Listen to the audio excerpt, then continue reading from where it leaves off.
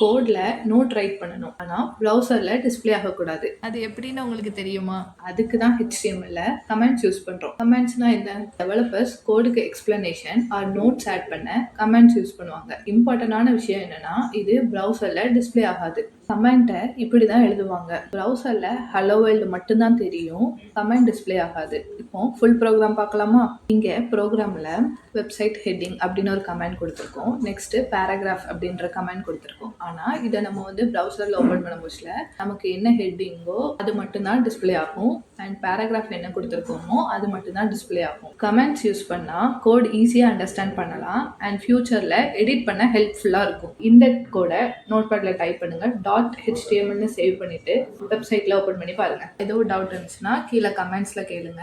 இன்னும் HTML டீப்பா learn பண்ணணும்னா டாரா டெக் பிஸை காண்டாக்ட் பண்ணுங்க. நாங்கள் கோர்ஸ் ப்ரொவைட் பண்றோம். அதில் சர்டிஃபிகேட் அதுக்கப்புறம் லைஃப் டைம் கைடன்ஸ் உங்களுக்கு கிடைக்கும்.